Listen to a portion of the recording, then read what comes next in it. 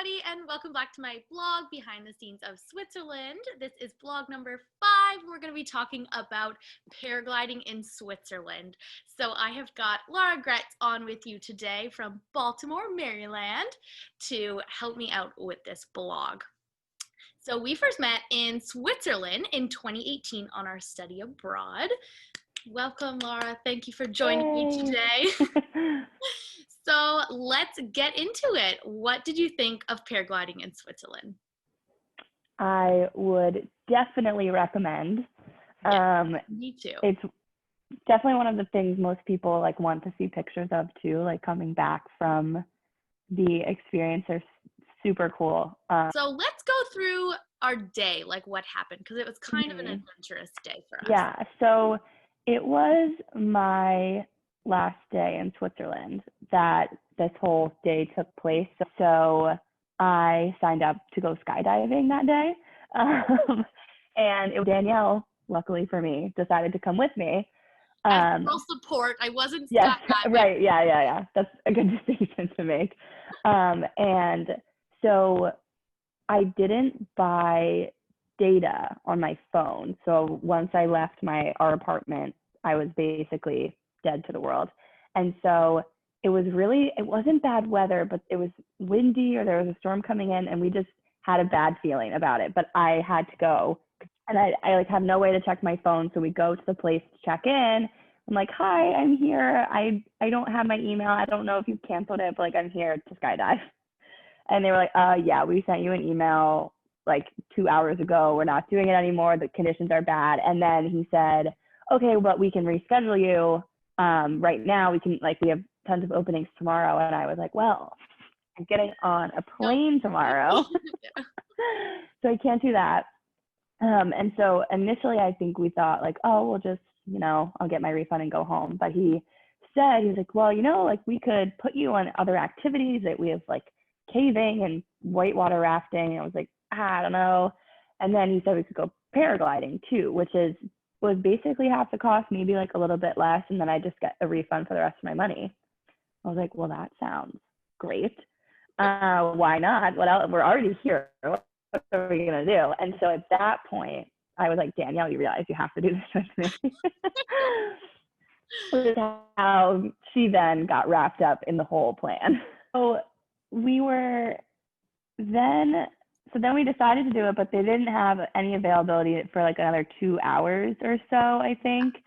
And so then we just had to kill time because we didn't want to go, if we could have made it back to our apartments and back, but it would have basically been sitting on the train the whole time.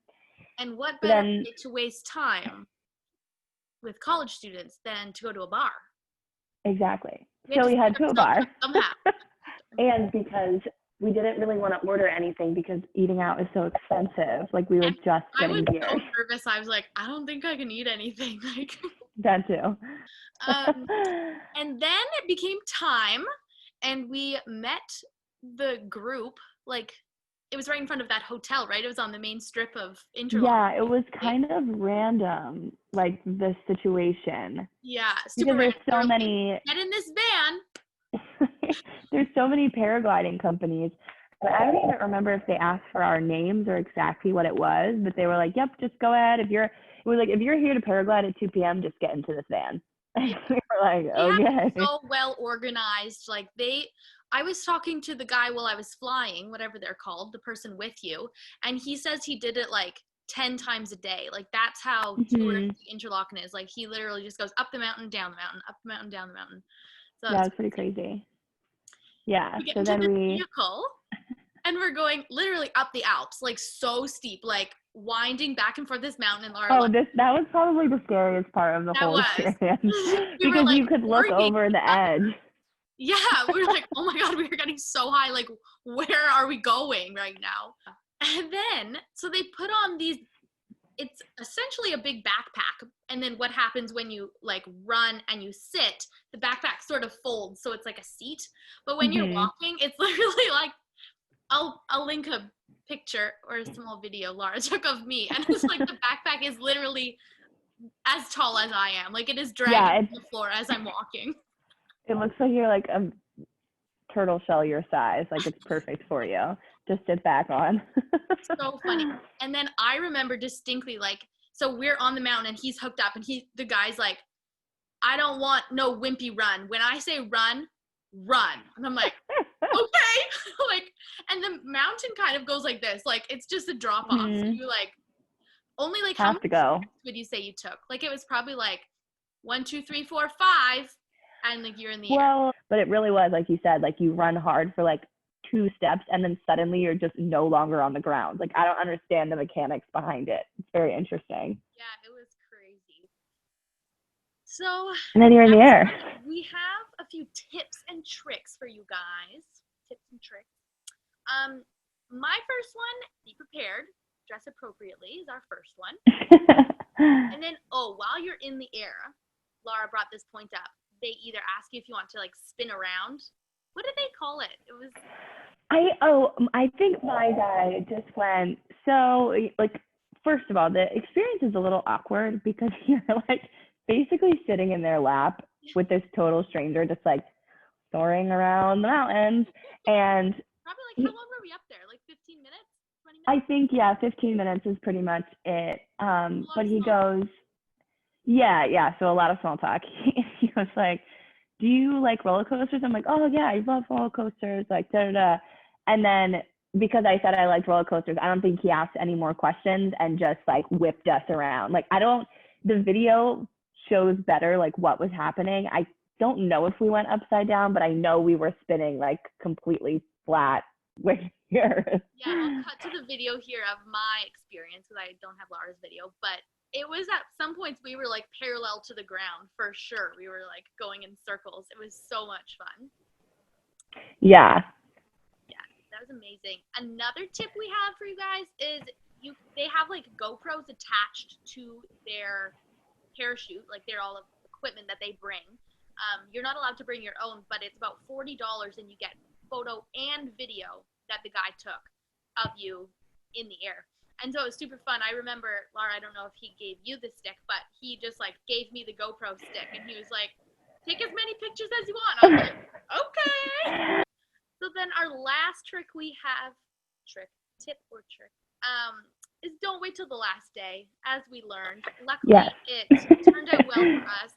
We ended up having to do a fun activity. But if you have your heart set on skydiving or paragliding and the weather isn't super great, especially if you're not visiting during like summer hours or summer months, it's best to kind of do it beforehand. So then you have a fallback day if it doesn't work out. Although they did offer us all jackets too. So, and we were in the middle of June where it was super hot. I think both you and I were just in t-shirts. Oh, right, you had to wear one. And I was wearing purple pants and a red jacket. I looked so goofy, but that's okay. And you know what else? This is not a tip, but just something funny that I remembered was, I don't know if the seats that we sit on are different per like backpack, but do you remember that my legs were like so spread apart in every picture? Like they weren't sitting together. Yeah, that was weird. Cause mine. Yeah. Yeah, that was funny. So maybe just remember to keep your legs. Is called Outdoor Interlaken, and they do skydiving, paragliding, canoeing, whitewater rafting, like anything outdoors you can think of. Their website is super informational. You guys can look them up if you want.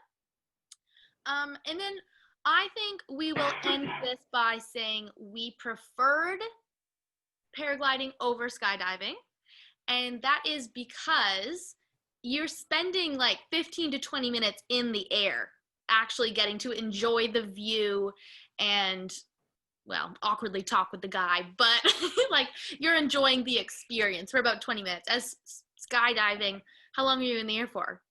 Not long. Not often. And this is a tip coming from the guy that we paraglided with. So yes. You're only in the like, because you fall for 45 seconds, but I think you're much lower when and a lot of people pass out. Like you could completely miss the whole experience if you're not like That's ready. True.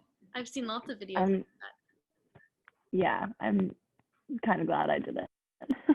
Yeah, we had such a good time. It was like really nerve-wracking at first, but it was so worth it. The pictures turned out absolutely amazing.